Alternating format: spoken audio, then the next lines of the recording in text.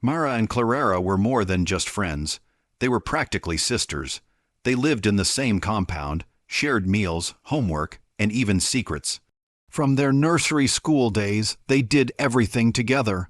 Whether it was eating from the same lunchbox, failing the same math test, or whispering secrets during night preps, they were inseparable. Teachers used to call them two halves of a mango, always sweet and always together. Claraara came from a slightly more privileged background. Her parents worked with a big company and were well known in the neighborhood. They had a fine house, a family car, and were always dressed neatly. Mara's side was different. Her parents were simple traders who managed a small shop and worked tirelessly to provide for their family. But these differences never mattered to the girls. They loved each other with a sincerity that only childhood could hold. When school closed each day, Claraara would often rush to Mara's shop to help her parents arrange goods on the shelves, giggling as they played with candy wrappers and counted change. On weekends, Mara would visit Claraara's home, where they would watch cartoons, do their homework, and dream aloud about their futures. They promised to always stay together, to go to the same university, and to one day build something great side by side. As they grew older, their bond only deepened. In secondary school, they were known as the unstoppable duo. Claraara was outgoing and stylish, while Mara was calm, intelligent, and thoughtful. Together, they balanced each other perfectly. They competed in debates, shared lunch under the mango tree, and even wore matching ribbons on their hair during school events. Everyone admired their friendship, but time has a way of testing even the strongest of bonds. After they finished secondary school, Claraara's parents were transferred to another city for work. The day she left was one neither of them would forget. They hugged tightly, tears streaming down their faces, promising to write, to call, and to visit whenever possible. For a while they did.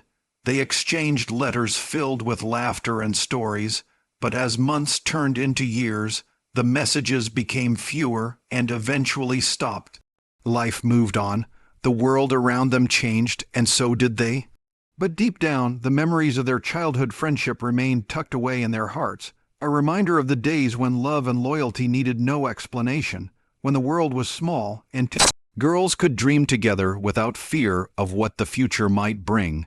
5 years had passed since Mara and Claraara last saw each other. Life had taken them down very different roads. Claraara was now in her early 20s, a young professional working with a reputable firm. She was smart, ambitious, and carried herself with confidence. Her clothes were elegant, her makeup always perfect, and she drove a modest but well-kept car. She had built a life that looked polished and promising, a picture of success that made her proud. That afternoon, she was on her way to a major business meeting that could secure her the biggest contract of her career. As she stopped at a traffic light, her phone buzzed with messages, but something outside caught her attention. By the roadside, under the harsh afternoon sun, a small wooden corn stall stood. The smell of roasted corn filled the air, and behind the stand was a young woman in faded jeans and a simple t-shirt, her hands busy turning golden corn over a charcoal grill. Sweet corn, fresh and hot. The woman called out cheerfully. The familiar sound of her voice stirred something deep inside Claraara. She looked closer, squinting against the sunlight, the face, the smile. It couldn't be. Her breath caught. It was Mara. Memories flashed through Claraara's mind in an instant. 2 little girls sharing a lunchbox, whispering during night prep, laughing in the rain. But now, the same girl who once led their class as president, the one who dreamed of changing the world, was standing on the street, selling corn. Claraara parked her car by the roadside, curiosity mixed with disbelief. She stepped out, her heels clicking sharply on the pavement. Mara looked up and gasped, her eyes lighting up in recognition. "Claraara, is that really you?" she exclaimed, smiling widely as she moved forward with open arms. Her joy was pure, her excitement genuine, but instead of embracing her, Claraara pulled out her phone and started recording. A smirk curved her lips as she said, "Well, well, well, guess who I just found? Our class president, the queen of debates, now selling corn by the roadside. Isn't life funny?" Amara's smile faded. Her arms dropped, her chest tightened as she stared at the friend she had once loved like a sister. Claraara laughed softly, her tone sharp with mockery. "Please don't tell anyone we were friends. I roll with a different class now. I can't be seen with someone like you." She reached into her purse, pulled out a 500 Naira note and tossed it at Mara's feet. "Take, feed yourself or something." Then, with an arrogant flick of her hair, she turned, got back into her car, and drove off, leaving behind a trail of dust and silence. Mara stood frozen, the note still lying near her feet, her heart heavy with humiliation. Her throat ached as she blinked back tears, trying to keep her composure as passing strangers watched quietly. Across the street, inside a sleek black car, Mr. Lawrence, the CEO of Lawrence Holdings, observed the entire scene through his windshield. He said nothing, but his expression hardened slightly as he watched the woman in the expensive suit drive away. Then his gaze shifted back to Mara, the humble corn seller, wiping her tears and returning to her small fire with quiet dignity. He made a mental note. Claraara continued her drive, unaware that her moment of pride had just been witnessed by the very man she was hoping to impress. Claraara arrived at Lawrence Holdings with her head held high, every step measured with confidence. The lobby gleamed with glass walls and polished floors, reflecting her tailored suit and flawless appearance. Today was supposed to be her day, the day she would prove herself as a top businesswoman. She sat in the waiting area rehearsing her pitch, unaware that the man she was about to meet had seen a side of her she wished no one ever would. When the secretary called her in, she walked briskly into the office, smiling brightly. Mr. Lawrence stood behind his desk, tall and composed. His expression was calm, but his eyes held a quiet depth. "Good morning, sir," she said warmly, extending her hand. He shook it briefly. "Good morning, Miss Claraara. Please have a seat." She placed her file neatly on the table and began her presentation. Her tone was confident, her gestures sharp and precise. "Everything you need is in there," she said proudly. "My company has delivered excellence in all our partnerships so far, and we're eager to expand. Mr. Lawrence flipped through her documents slowly. "You have an impressive profile," he said. Claraara smiled, certain that the deal was already hers. But then his tone changed slightly. "Earlier today," he asked calmly, "did something happen between you and a woman selling corn by the roadside?" Claraara froze for a split second, caught off guard. "Oh, that woman," she said with a small laugh. "Yes, she was an old classmate of mine, Mara. It was shocking, really. She used to be our class president. Now she's out there selling corn. Life can be strange sometimes." Mr. Lawrence said nothing, just listened as she continued talking. "I didn't even recognize her at first," Claraara went on. "I mean, she looked so ordinary. Pitiful, really. I feel bad for her, but some people just don't push hard enough in life." "Did you ask her why she was there?" Mr. Lawrence asked quietly. Claraara gave a dismissive laugh. "With all due respect, sir, I don't think people like that need an explanation. She clearly didn't make much of her life." The room went silent, the air grew heavier. Mr. Lawrence studied her for a long moment before saying, "I see. Thank you for coming, Miss Claraara. I'll get back to you later today." She smiled confidently, mistaking his calm tone for approval. "Looking forward to it, sir," she said, gathering her things and leaving with a proud stride. When the door closed, Mr. Lawrence exhaled slowly and turned to the window. The image of the corn seller's tearful face came back to him. He had seen humility, pain, and quiet strength in her eyes. And now, after hearing the coldness in Claraara's voice, he knew who truly deserved a chance. That evening, as the sun dipped low and painted the streets gold, a black SUV pulled up beside Mara's little stall. She looked up, cautious but polite. "Good evening, sir," she said as the tinted window rolled down. "Good evening," Mr. Lawrence replied. "Can I get 3 roasted corns, please?"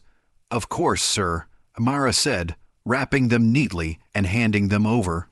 "That'll be 900 naira, sir." He handed her a crisp note and smiled. "Keep the change." She thanked him with genuine gratitude. Then he paused, studying her face more closely. "Do you mind if I sit for a bit?" he asked. Surprised, Mara nodded and gestured to the small stool beside her. He stepped out and sat down, the sound of the crackling fire filling the air between them. "You run this place alone?" he asked gently. "Yes, sir," she replied. "It's not much, but it's honest work." He nodded. "I can see that. You seem dedicated. Hard work is rare these days." Her cheeks flushed slightly. "Thank you, sir. I just try my best." He was quiet for a moment before saying, "Would you be open to a business opportunity?" Her eyes widened, unsure she'd heard him right. "A business opportunity?" Mr. Lawrence smiled. "Yes, I own a company that uses corn-based products. We're exploring ways to support local businesses.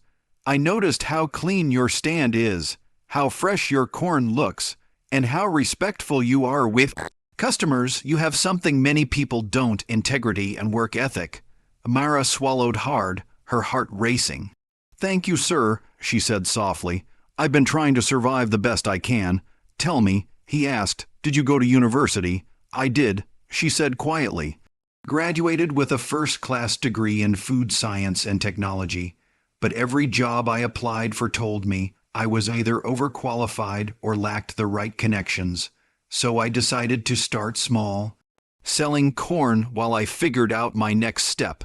Mr. Lawrence looked at her with genuine admiration. "That's impressive, Mara. Here's what I propose: come to our factory tomorrow by 10. Bring some samples. Let's see how we can fit you into our supply chain. If it goes well, I'll help you expand your business." Tears welled up in Mara's eyes as she nodded, struggling to find words. "Thank you, sir. I'll be there." He stood and smiled kindly. "Bring your best tomorrow. And one more thing, don't let anyone shame you for where you are. You never know who's watching." As his car drove away, Mara stood beside her small fire, her heart full of disbelief and hope. For the first time in years, she felt the world shift in her favor. That night, Mara barely slept. Her small room glowed dimly under the soft light of a kerosene lamp as she sat at her wooden table, sorting through freshly picked corn. Her heart was racing, her thoughts spinning with excitement and fear. She wanted everything to be perfect. She cleaned each cob carefully, roasting some, boiling others, and even wrapping a few in neat, leaf-tied bundles. By dawn her hands were sore, but her spirit burned bright. The next morning, she dressed in her cleanest gown and tied her hair neatly. She took a deep breath as she looked at her reflection in a cracked mirror. No makeup, no fancy jewelry, just Mara, the same girl who refused to give up. When her neighbor, Mama Maria, saw her leaving early, she called out, "You day go early today, Mara." Mara smiled and replied, "Yes, Ma, I'm going to change my life." By 10 o'clock, she arrived at Lawrence Holdings, holding her basket of corn samples tightly. The receptionist welcomed her and directed her to the meeting room. Mr. Lawrence walked in shortly after, smiling warmly. "You made it?" he said. "Yes, sir," Mara replied softly. "Thank you for this opportunity." They spent the next hour discussing her process, her ideas, and her plans. Mara spoke with passion, explaining how she sourced her corn, how she ensured quality, and her dream of one day packaging and branding her products. Mr. Lawrence listened attentively, clearly impressed. "You have a brilliant mind, Mara," he said at last. "And you deserve a bigger platform. I want to bring you in as one of our official suppliers. We'll help you build capacity, brand your products, and reach a wider market." Mara's eyes filled with tears of joy. "Thank you, sir. I won't disappoint you." Within months, the partnership blossomed. Mara's clean, fresh corn became popular across town. Her small stall transformed into a growing enterprise with staff, packaging machines, and branded wrappers that read asterisk, Mara's gold corn asterisk. She worked tirelessly, grateful for every new day, every challenge, every sale. Meanwhile, Claraara's world was slowly crumbling. She had been waiting anxiously for Mr. Lawrence's call that never came. Days passed, then weeks. When she finally tried to reach him, her calls went unanswered. Her confidence began to crack. She checked social media one evening, scrolling through Lawrence Holdings' official page, and there it was, a post that froze her heart. "Excited to welcome a new partner for our corn supply chain. We believe in talent, not titles. True success wears humility." Beneath the caption was a photo of Mara, smiling shyly beside Mr. Lawrence holding a basket of golden corn. The wine glass slipped from Claraara's hand and shattered on the floor. She stared at the screen, trembling. It couldn't be real. Mara, the same girl she had mocked, was now the face of the company she had tried to impress. As she sat in shock, her phone rang. It was the licensing board, Miss Claraara. The voice said formally, "We regret to inform you that your business license has been suspended pending investigation into reports of unprofessional conduct." "What?" she cried. This must be a mistake. But the line went dead. Her reputation had fallen apart, and the business she had built with pride was now gone. While she sat in silence, Mara's name began to rise everywhere. Her brand expanded across the country. Supermarkets displayed her products. Restaurants used her corn in their meals. Billboards carried her story, her journey from a small roadside stall to a thriving national business. Mara's humility and determination inspired thousands. She never forgot where she started. Every month, she funded small grants for local vendors, helping others like her find their own path. Her story became one of hope, resilience, and grace, the reminder that no beginning was ever too small, and no fall too great to rise from. Months turned into years, and Mara's success only grew. Mara's gold corn had become a household name across the country, supplying supermarkets, hotels, and restaurants. Her story had been featured in magazines, radio shows, and even television interviews. Yet, despite her wealth and fame, she remained humble. She still visited her old stall sometimes, sitting quietly and watching others sell corn the way she once did, remembering how far she had come. One sunny afternoon, Mara decided to stop by a nearby supermarket to check on her product display. As she walked through the aisles, neatly dressed and calm as always, she heard a familiar voice behind her. "Good afternoon, Ma. Can I help you find anything?" The voice was soft, uncertain. Mara turned slowly, and her heart stopped for a moment. It was Claraara. She stood there wearing a simple store uniform, her face tired but gentle. For a moment, neither of them spoke. The memories between them hung heavy in the air, the laughter of childhood, the cruelty of the roadside, the years that had changed them both. Claraara's eyes filled with tears as she whispered, "Mara, I didn't expect to ever see you again." Mara gave a small smile. Life has a funny way of bringing people back together. Claraara lowered her gaze, shame washing over her. "I'm so sorry for everything," she said, her voice trembling. "That day, I was arrogant. I forgot what friendship meant. I've lost everything since then, but I guess I deserved it." Mara stepped closer, her tone soft and kind. "We all make mistakes, Claraara. What matters is that we learn from them." Tears rolled down Claraara's cheeks. "You have every right to hate me," she said, "but seeing you now, I'm proud of you. You became everything we once dreamed of." Mara reached out and gently took her hand. "I don't hate you," she said sincerely. "You were my friend once, and maybe you still can be. I actually came here today to offer jobs to women who need a fresh start. Would you like to work with Mara's gold corn asterisk?" Claraara gasped softly, disbelief flooding her eyes. "You'd really do that? After what I did to you?" Mara smiled. "Forgiveness is part of growth. Let's both start again." In that moment, the years of bitterness melted away. They hugged, not as rivals or strangers, but as two women who had finally learned the true meaning of friendship, humility, and grace. As Mara left the supermarket, the camera of a nearby reporter captured her walking out, her head held high, the golden logo of her brand shining on her shopping bag. The image spread online once more, not of a woman mocked by life, but of one who had triumphed through kindness. Her story became an inspiration everywhere. People said, "Be like Mara, humble in struggle, gracious in success." If you enjoyed this story of forgiveness, humility, and redemption, don't forget to like comment and subscribe for more inspiring stories.